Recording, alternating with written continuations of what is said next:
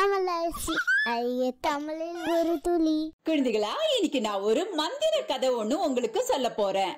ஒரு அழகான கிராமத்துல மரம் வெட்டி ஒருவர் இருந்தாரு. அவர் ஊர் எல்லையில இருக்கக்கூடிய காட்டுக்கு போய் மரங்களை வெட்டி அந்த ஊர் மக்களுக்கு விற்று வாழ்ந்து வந்தாரு. வழக்கம் போல அவர் காட்டுல மரம் வெட்டிட்டு இருந்தாரு. அன்னைக்கு அவர் ரொம்ப களைப்பா இருந்தாரு. அதனால பக்கத்துல இருந்த மரத்துல சாஞ்சி படுத்தாரு. ஆனா அந்த மரம் ஒரு மந்திர மரம். மனசுல என்ன நினைச்சாலும் நடக்கக்கூடிய மந்திர மரம். ஆனா அந்த மரம் வெட்டிக்கு அது தெரியாது. அந்த மரத்துல இருந்து நல்லா தென்றல் காற்று அழகா வீசிச்சு. மரம் வெட்டி ரொம்ப சுகமா உணர்ந்தாரு. இந்த மாதிரி நேரத்துல நமக்கு பக்கத்துல பஞ்சு மெத்த இருந்தா எவ்வளவு நல்லா இருக்கும் அப்படின்னு நினைச்சாரு. அதுதான் மந்திர மரமாச்சே. அவர் மனசுல நினைச்ச உடனே பக்கத்துல பஞ்சு மெத்த வந்துடுச்சு. மரம் வெட்டிக்கு ரொம்ப சந்தோஷமாயிடுச்சு. உடனே அந்த பஞ்சு மெத்தையில படுத்தாரு. அவர் மனசுல நினைச்சாரு, ரொம்ப களைப்பா இருக்கு, நம்ம உடம்பெல்லாம் வலிக்குது, நம்ம கை கால்களை பிடிச்சு விடுறதுக்கு ஒருவர் இருந்தா எவ்வளவு நல்லா இருக்கும் அப்படின்னு நினைச்சாரு.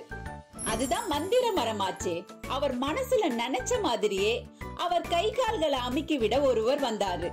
அவர் கை கால்களை அமுக்கி விட்டாரு. மரம் வெட்டிக்கு ரொம்ப சந்தோஷமாயிடுச்சு. ரொம்ப மகிழ்ச்சியா இருந்தாரு. அவர் மனசுல ஒரு குறை இருந்தது. இவ்வளவு இருந்தும் நம்ம வயிறு ரொம்ப பசியா இருக்கே, நல்ல அறுசுவை உணவு கிடைச்சா எவ்வளவு நல்லா இருக்கும் அப்படின்னு நினைச்சாரு.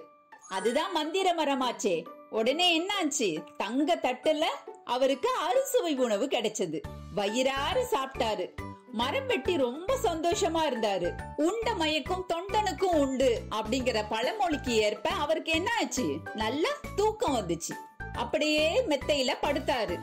அவர் மனசுல திடீர்னு ஒரு பயம். ஐயோ, காட்டுல நம்ம தனியா இருக்குமே, நம்ம முன்னாடி ஒரு சிங்கம் வந்துச்சுன்னா என்ன பண்றது அப்படின்னு நினைச்சாரு.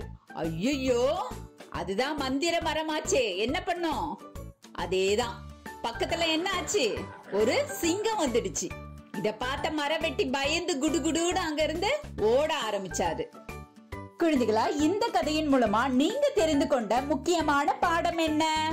நம்ம எப்பவே நல்லதே நினைக்கணும், அப்பதான் நல்லதே நடக்கும். ரொம்ப அழகா சொன்னீங்க. நம்ம எண்ணத்துக்கு மந்திர சக்தி இருக்கு. நம்ம நல்லது நினைக்கும் போது நல்லதே நடக்கும். நாம தான் அந்த மந்திர மரம். சரியா? எப்போதுமே நீங்க எப்படி நினைக்கணும்? நல்லதையே நினைக்கணும். அடுத்த நல்ல கதையில நான் உங்களை சந்திக்கிறேன். இந்த கதை பிடிச்சிருந்தா மறக்காம மத்தவங்களுக்கு ஷேர் பண்ணுங்க. நன்றி.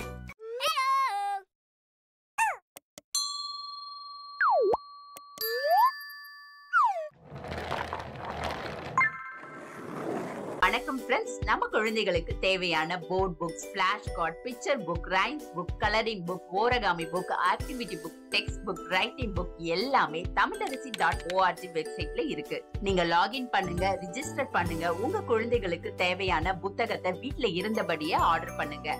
உங்களுடைய ஆதரவுக்கு மிக்க நன்றி. இந்த வீடியோ உங்களுக்கு பிடிச்சிருந்தா லைக் போடுங்க, கமெண்ட் பண்ணுங்க, உங்க ஃப்ரெண்ட்ஸ் கூட ஷேர் பண்ணுங்க. For more videos, please subscribe my channel. That's it.